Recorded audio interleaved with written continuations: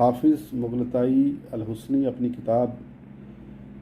हरम मक्की शरीफ की लाइब्रेरी के मखतूतात से है में कहते हैं, व यकाल बसफ़ान, यानी बयान किया जाता है कि आप सल्लल्लाहु अलैहि वसल्लम असफ़ान में पैदा हुए। मगर तवज्जो तलब अमर यह है कि वो इस रिवायत को कमज़ोर सीगा के साथ लाए हैं, जो इस बात का पता देती है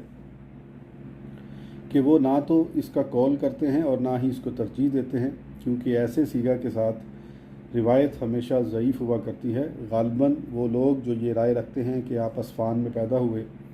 बावजूद इस रिवायत को कमज़ोर समझने के वो इसका सहारा लेते हैं कि हज़रत अब्दुल मतलब